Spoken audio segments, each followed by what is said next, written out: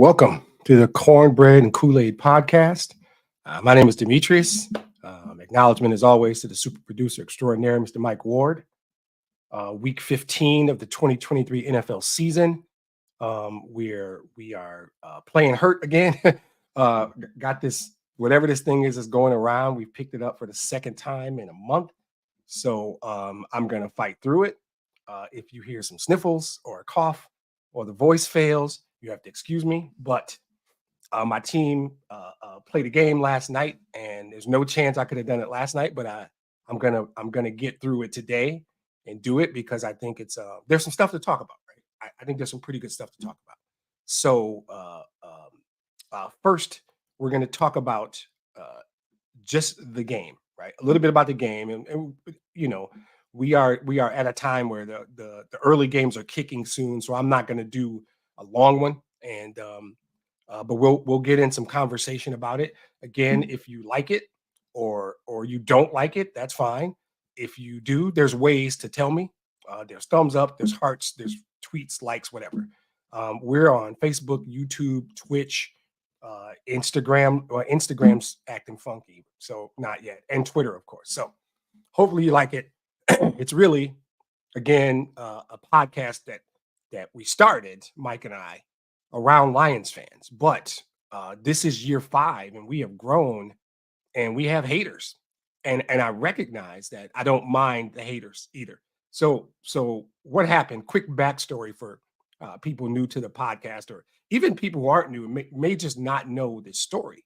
Right? This is the 5th year, and the first couple years were brutal to execute, brutal for Mike to produce, and I wanted to make it better. So between years 2 and 3, I took this master class in podcasting. Right? I want to make it better, and so my guy was great. He told me a lot of stuff. Right? And one of the things he said was too long. He was right. So we had to cut it down. He said, you need to go to streaming instead of just audio. But the biggest thing he said was, you need an antagonist. You are doing a single person podcast. It's just you. And while the people who like the Lions, whether they agree with you or not, might be cool with it, you got to be more interactive. So you got to have the comment section up so that if you make a mistake and say, Gibbs fumbled when it was really Montgomery, somebody listening can say, yo, that was Montgomery, and you can correct it. That makes the podcast better. You want the people listening to be invested, right? And that's why you will hear me mention my brother or my friend Art or my / brother-in-law, because they support me, number one. They're big Lions fans, number 2, and they're invested. They want the Lions to do well, and quite frankly, they want the podcast to do well. So if I know you, great. Feel free to say something. If I don't know you, feel free to say something. Even if you're Kenneth Reed, who's a straight hater, you can say something. It's all good. I like it. It makes it better. He told me, you need an antagonist. And I said, I don't know what you mean. And he said, you're doing this solo podcast. And he said, who do you hate? I said, I don't really hate people. And he's like, no, who do you hate? And I said, you know what I hate? I hate SOL guy. And he says, what does that mean? So I explained to him who SOL guy is. And he says, you got to fire at those people. So I'm telling you all this because between the end of the game last night and this morning, the Twitter feed had stuff. There are guys in there saying, hey, don't get on your podcast and blow up Jared Goff, right? Don't get on your podcast and act like the Lions are going to the Super Bowl. That was one game. Don't go crazy. And I'm like, what? So part of me is like, hey, you don't know me, right? Because there's a reason this is called Cornbread and Kool-Aid. People who know me know I'm always silver lining guy. I'm always positive guy with the Lions, right? Now, as a human being, I like to believe I use logic and reasoning in everything I do.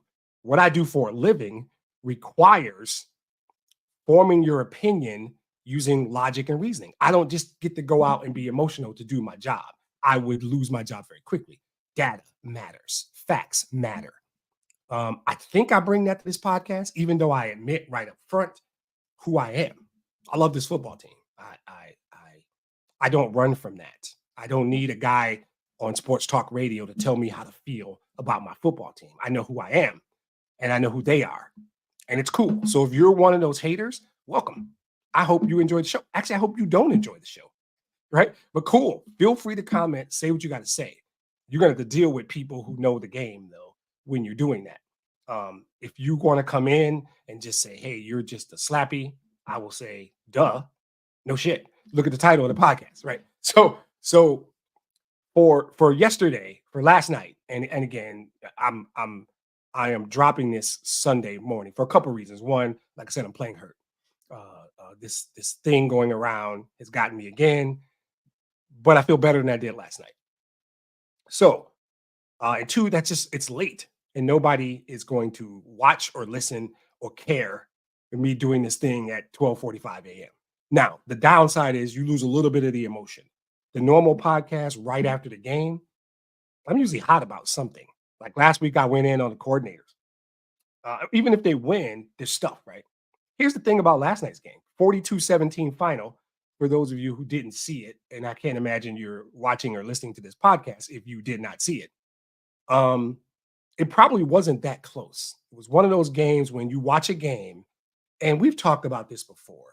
If there were no jerseys or no names, and you just watch two groups of people playing professional football, generally it's easy to see that group is better than the other group, irrespective of the score, because the first group doesn't always win the game, right? But it's easy to tell. And yesterday was one of those games. And I think that this is the game I've been asking for. So the excitement that you may or may not hear in me is not everything's fixed, we're going to win the Super Bowl. That's some real cornbread, and I'm capable of that. That's just not where I am right now. The excitement you may or may not hear in me is that's the game we've been asking for 2 months. The game they played last night is what, since probably Tampa, we've been saying clean up stuff, discipline. We've talked about all those things. Last night was quite simply the most complete game they played all year. Maybe Carolina or Tampa. It's so long ago, week 5, week 6. Last night they played a complete game. And they punted, I think, their first 3 possessions. But once they got it, and I mean everybody, right? I went in on the coordinators last week. I will say this week, both coordinators did their jobs very well. Very well. So I'm not saying everything's fixed. I'm not saying the doubters can't keep doubting, because that stuff doesn't bother me. I don't put any validity in stuff that, people who post dumb shit on the Twitter account or people at the 4-letter. That doesn't bother me. That doesn't. I know who I am. I know who the Lions are. I would contend that those national guys watch a little bit. I've seen every play of every game for minimum the last 12 years, right? I feel comfortable in my knowledge, or I wouldn't be out here on a podcast forming opinions, saying these opinions out loud, recorded, so some jackass can go back and say, "Oh, back in week 3, you said this." Okay, I stand by what I said in week 3. It was valid in week 3. If you live in a world where in week 15 I've got to defend something I said in week 3, that's on you. That's on you. I don't care about that, right? Now you've got to follow this up with a good game in Minnesota. And I'm away from wins and losses now. You have to go play better, right? What you did last night, obviously you won the game. What you did last night, you showed us what you can be. That's all I want. If you play that game in the playoffs in Philly or in San Francisco and the other team just plays better, we can live with that. We can live with that. And my voice may or may not make it through this podcast. I'm going to give you the best I got fighting through this thing again. But it's the focus is not so much on, I've said for 4 weeks now, the Lions are playing the same team every week. They're playing the Detroit Lions. And we saw last night what our team is capable of. Is it realistic to think they're going to play that well 6 more times in a row? Probably not. Probably not. I don't know that you have to play that well next week. I hope you do, right? I don't know that you have to play. Now, when we get to the playoffs, it's going to take that effort. It's going to take last night to win a home game against Seattle or a home game against, I don't know, Green Bay, whoever the wild card opponent is. If you get the 1 seed, which is still in play, you get a week off. You get some rest. That would be huge. But then you're going to have a divisional game against Dallas, Philly, San Francisco. Because, one of those teams, right? I'm trying to stay away from talking about December 30th, but I'm probably going to slip. It's a huge game. that effort last night, and I don't care if this is hyperbole. I really don't care. That team that played last night can beat anybody in the league, in any stadium. Played the complete game you played last night. As much as people want to crown the 49ers and say they're unbeatable, they're not. They're good when they're healthy. They're good when their quarterback plays well. Guess who else? Us. When we're healthy, we're really good. When our quarterback plays well, we're really good. You can say that about everybody. When Dak plays well, Dallas is good. I don't see a gap. No, that's not true. No, it is. I don't see a huge gap. The 4 teams in the NFC are still the 4 teams to me. And if you have us 4th, I'm fine with that. Don't mess up and let us get the 1 seed, because then you got to come to our building in a primetime game. And we haven't lost in primetime all year. I don't know if that's a real thing or just an odd statistical thing. I don't know.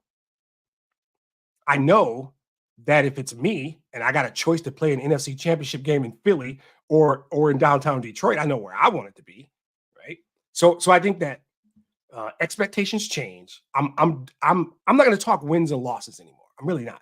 I'm going to talk quality of performance. Play well, and I'm going to benchmark last night. I'm going to keep saying, play like you played against Denver. Play the game you played against Denver. You can beat anybody. And yeah, Baltimore in the Super Bowl, I wouldn't care. We'd be in the Super Bowl. In the NFC, we see Philly has flaws. We see San Francisco can be beaten. We know Denver came in winning 6 of 7, hottest team in the league. A bunch of people picked them, right? Right now, my expectations are, actually, I want you to be better, but my expectations are play the way you played last night. It's more important than just wins, because we have talked in the past about losing versus getting beat, right? I hate losing. Losing is what happened Thanksgiving. Losing is what happened last week in Chicago. You turn the ball over. You gave the other team the game. I hate it when they lose. They got beat in Baltimore. They didn't help themselves, but they got beat in Baltimore, right? The other team played exceptionally well. And whether we use letter grades and say Baltimore played an A game, you played a C game, that's how you get smoked, fine. My focus now, and you can agree or disagree, play the way you played last night. I'm happy as I can be, feeling as crappy as I do. The win was great. The win is important. And there, guys, it was all about wins and losses. For this team, it was not all about. We needed them to play the way they played last night. Will they do it the rest of the year? I don't know. Will they do it? I don't care. The North is done. I mean, you have to be a real pessimist, right? The statistical probability it would take to not win the North right now is something I'm not willing to do. I work in data. I work in stats. They have a 3-game lead with 3 games left. So what you're saying to me is we're going to lose all 3. And with Minnesota, it's they'd have to beat us twice. And we lose to Dallas. And there are people who probably believe that can happen. And then Minnesota's got to run the table. And the team that scored 3 points last week and stole a game against the Raiders and then got beat yesterday, I don't know how they're going to even win all 3 of their games. I just think we're better. So I will focus on Minnesota. I'm going to skip. I think the North is done, right? I think we're still in the 1 seed conversation. And that's all you want. Guys, we're 14 games in. Our team is 10-4 and in the conversation for the 1 seed. If you're that dude, if you're SOL guy, fine. You can do your dance. I don't really care that much. I am not. Because I know who I am. I know what this podcast is. That's great. I'm trying not to look ahead to December 30th. We got to go play well in Minnesota. That's it. If you play well, you will win the game. That's it. If you play well, you will win the game. Go play well in Minnesota.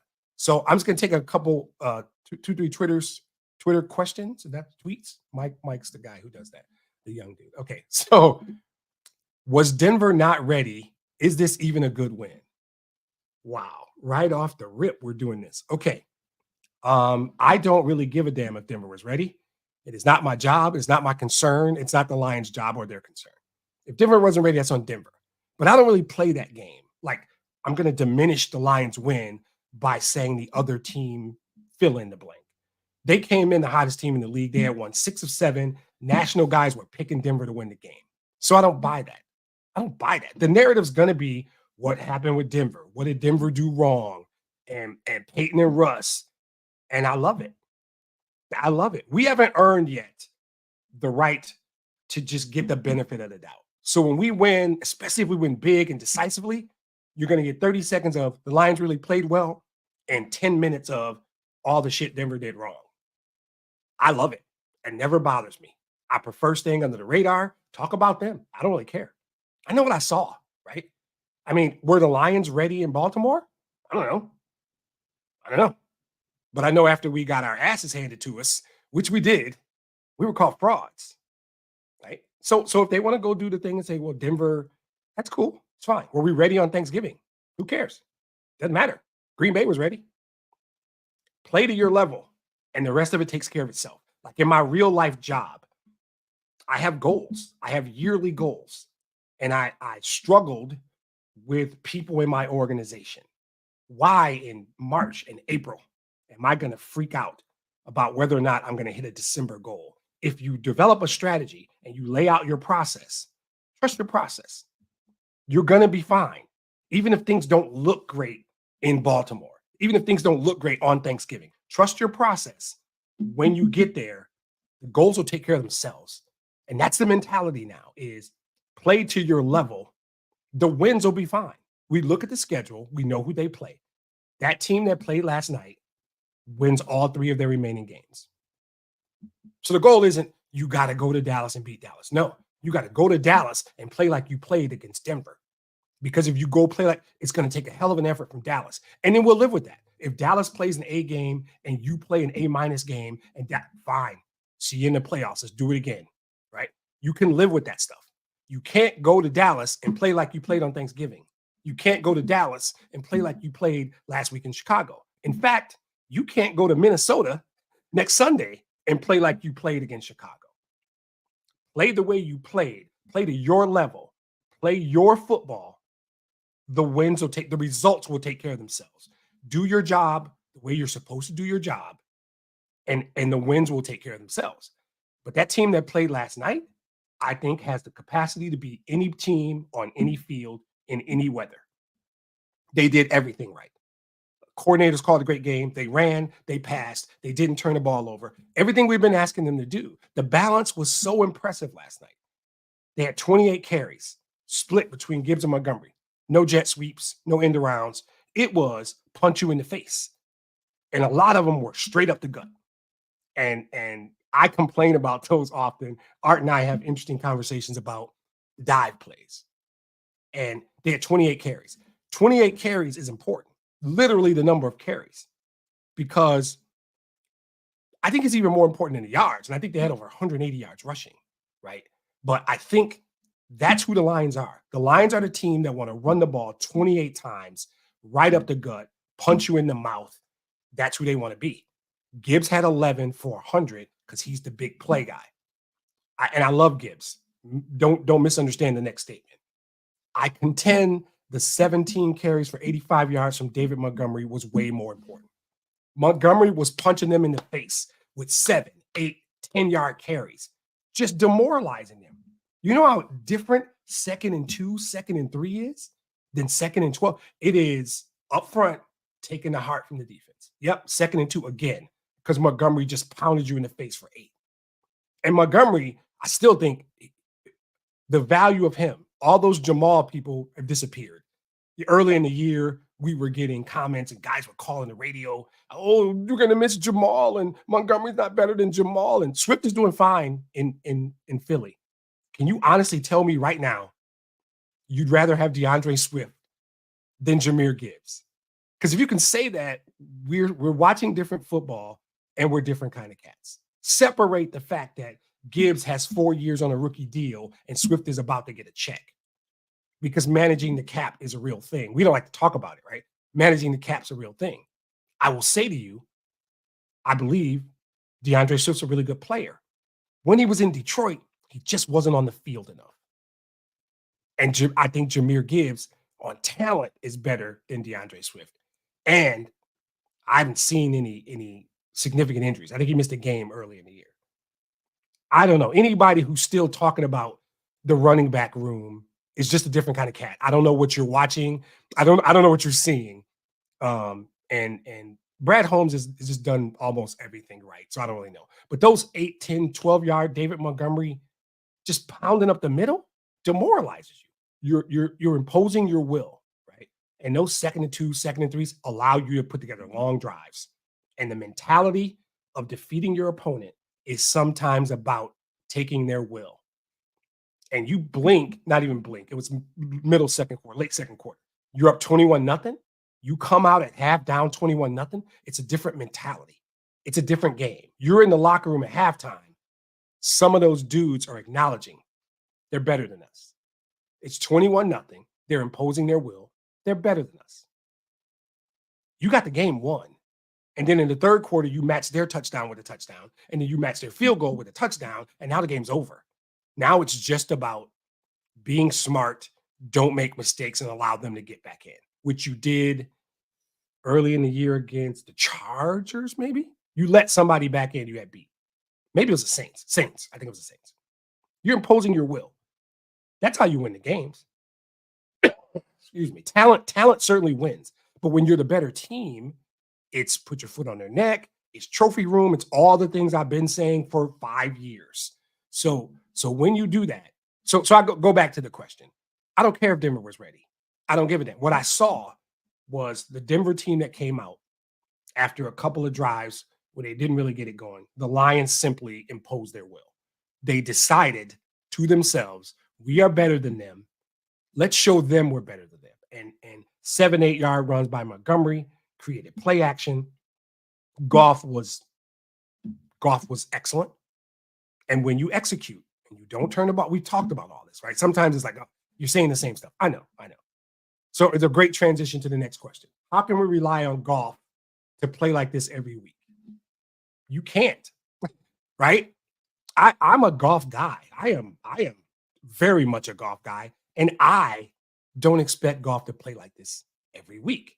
This is probably the best game he's played all season. He had some good games early in the year. This is one of his best games for sure. He was at 24, 34, somewhere around 280, 5 touchdowns, no interceptions. I think the rating was 134-ish. That is a really, really good game. I mean, that's all you can say. It's one of his best.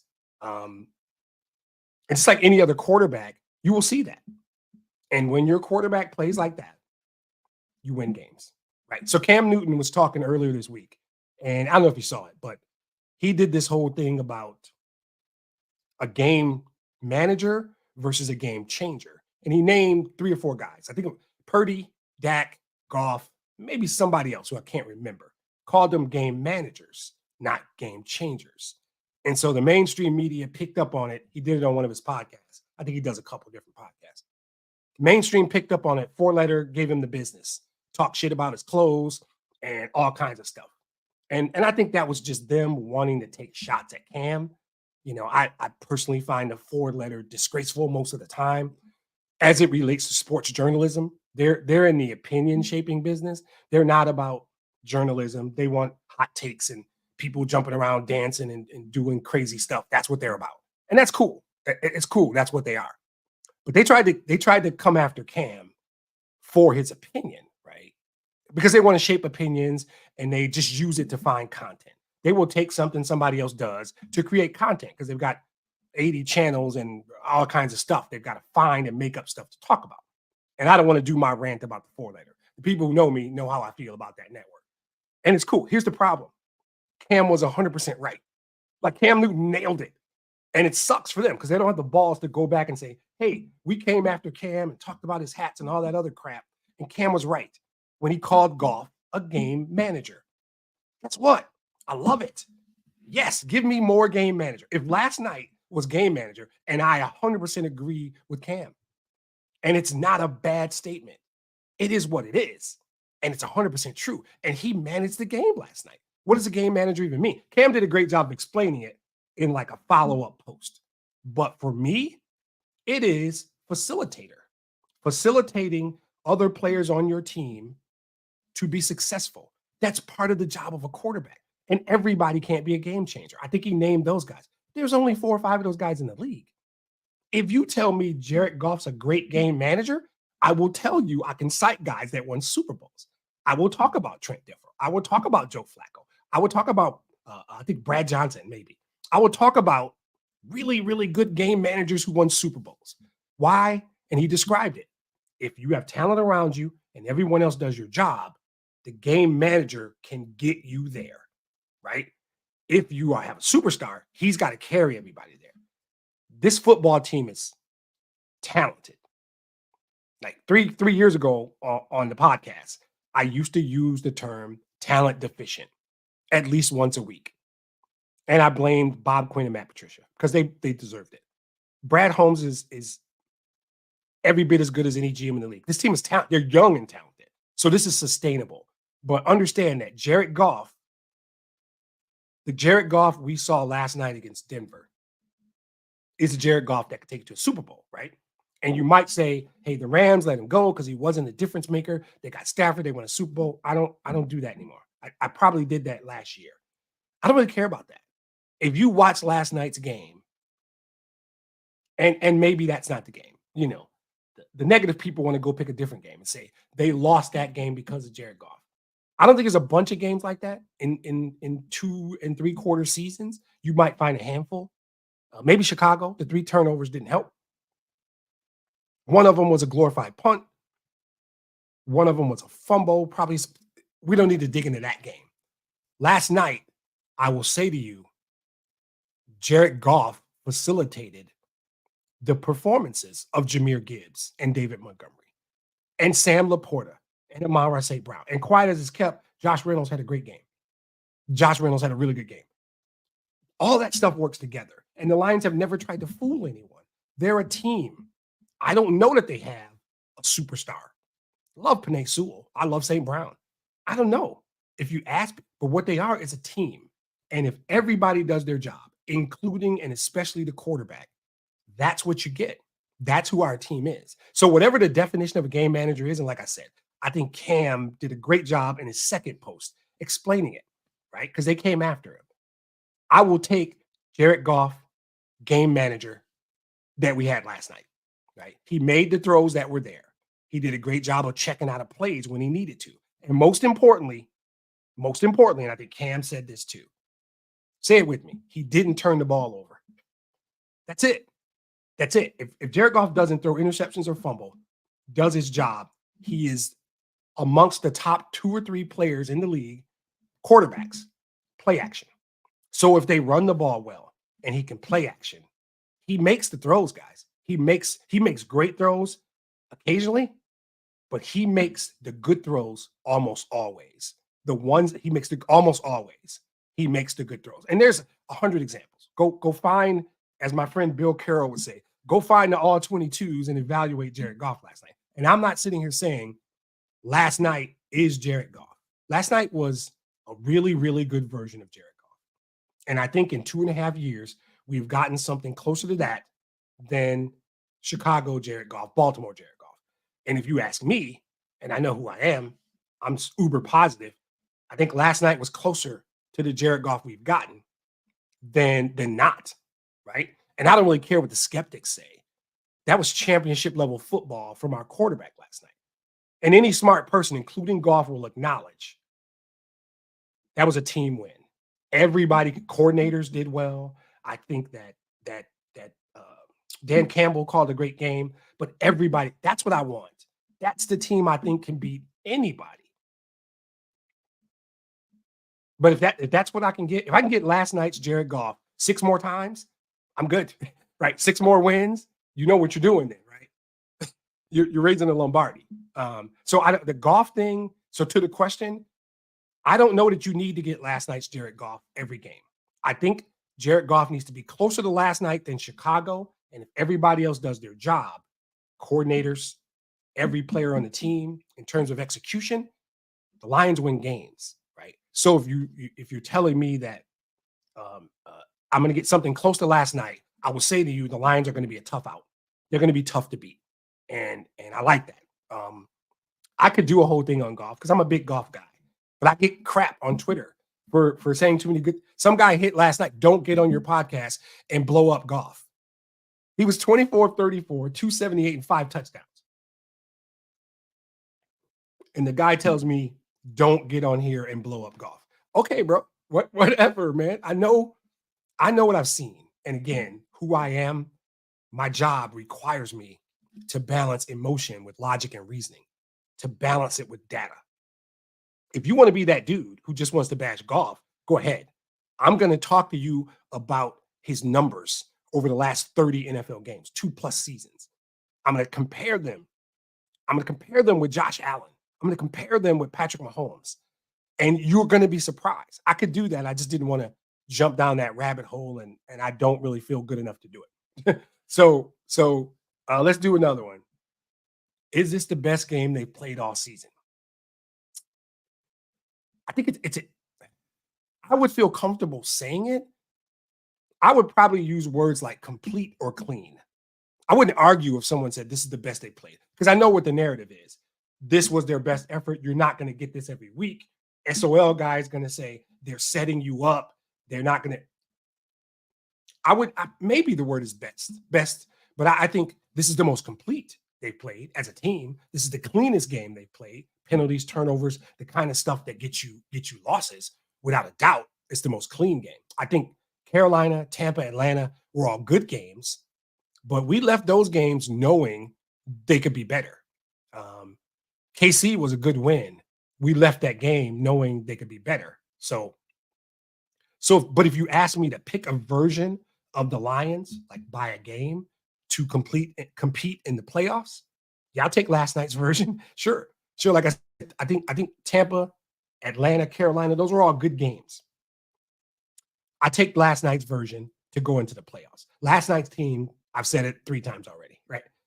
The team that played last night, that effort, that execution, that play calling, that discipline can play with any team in the NFC. And you guys can think San Francisco's great. I ask you to go back and see where they lost 3 in a row. And you will say they were not healthy and all kinds of other things. And that's all great. The Lions team that played last night can play with anybody.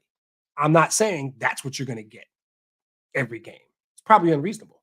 But if you get something close to that version, they're going to be a tough out, right? I gave the coordinators grief last week. Both coordinators called really good games. And it's not even just about calling the games, right? And y'all know I don't like the whole Ben Johnson's a genius thing.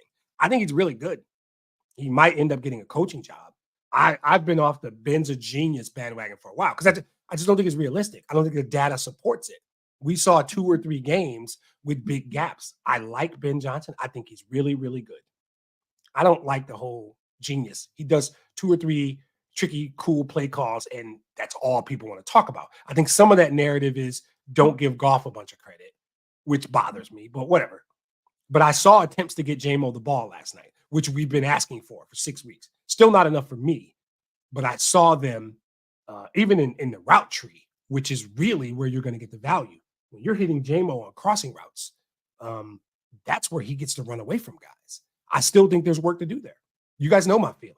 There should be 7 plays in the playbook every week, and you should try at least 5 of them every week to get J-Mo the ball. When you start doing those deep, I think it's better, right? Multiple shots downfield. But I thought Ben Johnson called a solid game. When you can run the ball up the gut and pound the other team. And I don't know where Denver ranks against the run. I'm pretty sure it's low. So that's a good coordinator performance, knowing they don't defend the run well and running the ball 28 times and pounding them runs, right? That was effective. I saw AG call a better game. I saw him put an emphasis on getting pressure on the quarterback by any means necessary, right? I hate to drop that line, but he did. He brought Anzalone in the A-gap multiple times. He brought corners. They did everything because they knew we have not done that, and that's contributing to us losing. We got to find a way anyway to get pressure on quarterbacks, and he did a good job of that last night. You know, I saw 2 guys who went back and said, as coordinators, we probably left some stuff out there. We didn't do some things. They did, in my world, what's called a root cause analysis. They went back and they root caused their own performance. And they came back this week with fixes. And you can tell me somebody's going to try and say Denver didn't play well, right? They're going to do that. That's fine.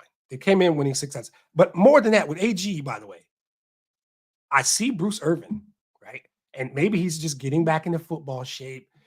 Bruce Irvin still got miles on the tires, and he creates something different. I saw Iffy, Melanfamu, had a great game. He had 9 tackles and a sack. Melon Fond, where's he been? Most of that's been health, right? He hasn't been healthy. He's healthy now. But AG put him in. AG said, hey, you're healthy. You're a player. We're messing some stuff up. I want to get you in. We saw Melon Fonwu and Kirby Joseph the bulk of the time. These are guys 3 years or less, right? These are young guys on rookie contracts. You know we didn't see a lot of, and I'm not bad-mouthing him because in general, I like him. We didn't see a lot of Jerry Jacobs last night. I didn't think he was hurt. I think I saw him on special teams, so I'm pretty sure he was active.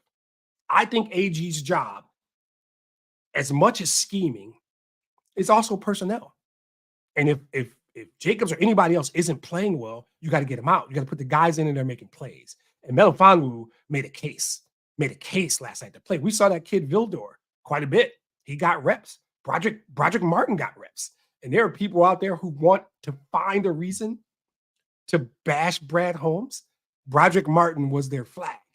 3rd-round pick, he's done nothing. We saw him up there. So we saw guys. We see Josh Paschal starting to make plays. So everybody did their job. The players executed on every level. And I think that Gardner Johnson may be back next week. He's close. Houston's going to come back for a playoff run. This team might get better. What if they get better? Right? And here's something. And I figured out who the most important player on this team is. I've been thinking about it, and I was going to do this poll and put it out on the podcast Twitter feed to see what people thought, see if people might make comments on the Twitter feed or in the comment section during the podcast, who the most important player is. To me, it's not even a doubt anymore. I probably knew it all along and just didn't want to acknowledge it for some weird reason. And I think most people might say St. Brown. Okay, I get it. You're going to get some Penei Sewells or even the running backs. There are people who are finally falling in love with Jahmyr Gibbs. There was a guy by week 4 said Gibbs was a wasted pick at 12, right? We heard all that. But now those guys disappear. Those guys won't come around and admit what they said. And I was interested in what people thought. Yeah. So Joe, welcome to the podcast. Appreciate it. And I like to be interactive. So I'll jump in and Joe says complete opposite of the dumpster fire last week. Absolutely. Makes you wonder what happened. The play calling worked with the talent on the field. That's it, right? I'll get back to the most important player. But Joe brings up this point that resonates with me. It is like what you're doing schematically has to match the talent you have. And I think that's much more obvious on the defensive side with AG when you see more Paschal, when you're seeing Bugs, who at the beginning of the year, something was going on. Bugs was inactive. He was healthy scratch. You see Melon Fonwu, and you don't see Jerry Jacobs, right? And I don't know. I got nothing against Jerry Jacobs. I'm just telling you what I see. When you see coordinators understanding this is what we're trying to do, when you see AG sending linebacker blitzes through the A gap, sending corners off the edge, that is how you go from dumpster fire to quite possibly the best game you've played all year. And it drives some people crazy. To me, to Joe's point, I love it. I love that they went back, they root caused it, they did the work, and they said, how do we make it better? And they came back and put together their most complete game. Good call, Joe. I agree with you.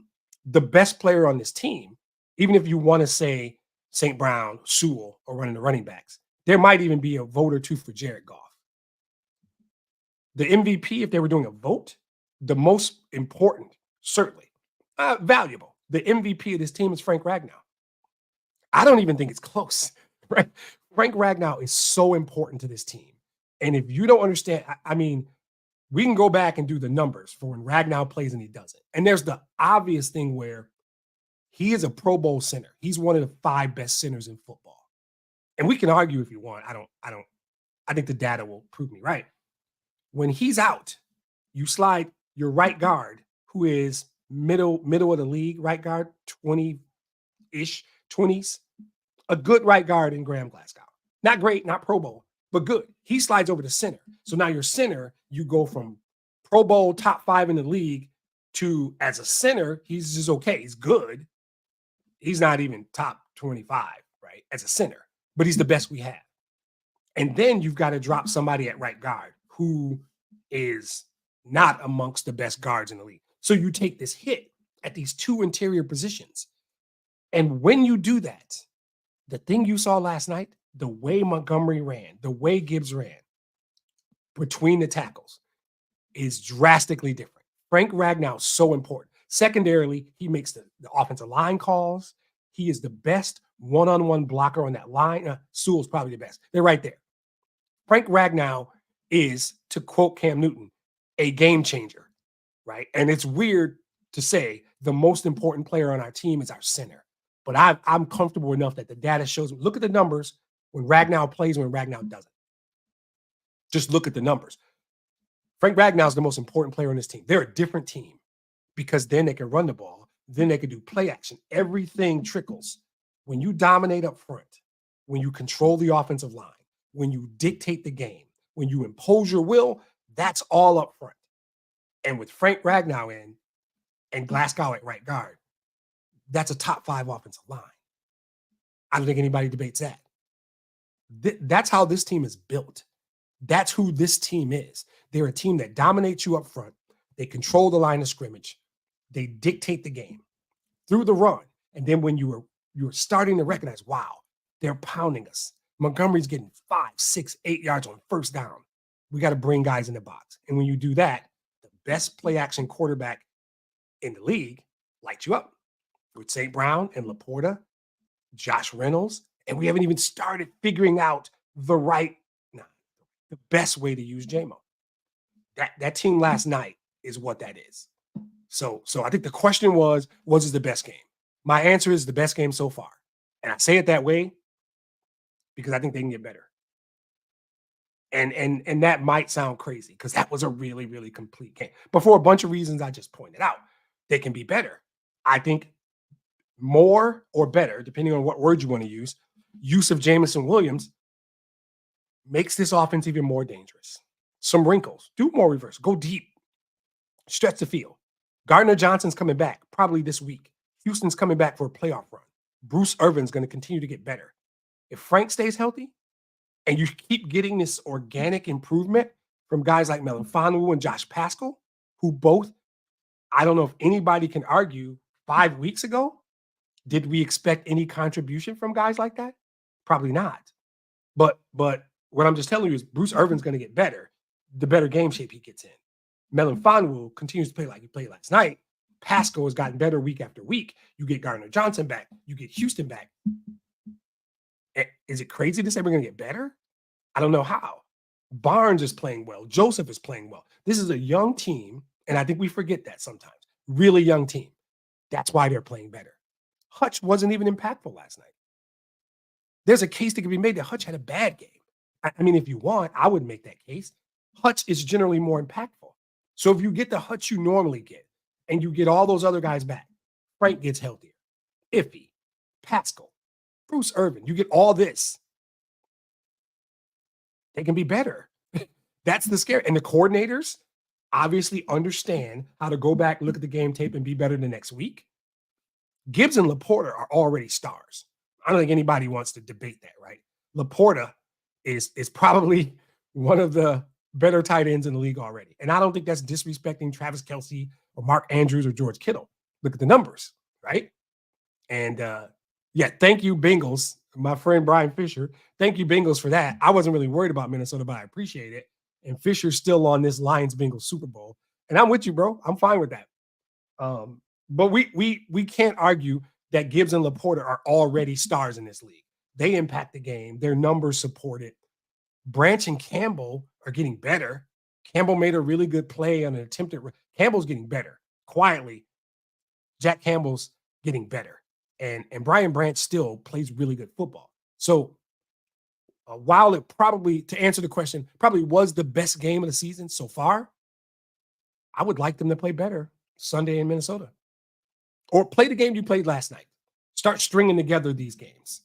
Because if you run off 4 of these, no matter what the final in Dallas is on the 30th, if you run off 4 good performances, that's what's going to be scary. And if you roll into the playoffs 13-4, 12-5, you got a home game, playing the football you played last night, you can play with anybody. I dialed it back. Earlier, I said you can beat anybody. And I think I believe that. I think I believe that. But you can certainly play with anybody, anywhere. I don't care about where the game is. Now, you run the table, you have a real shot at the 1 seed because you'll have a win over Dallas. So if you finish tied with Dallas, it won't matter because you'll have the tiebreaker, right? 1 seed still in play. And if everybody's got to come to Detroit, I like our chances. But the team that played last night can beat anybody. So I'm going to resist the desire to look ahead to December 30th and say, I need the same game I saw last night, Sunday in Minnesota.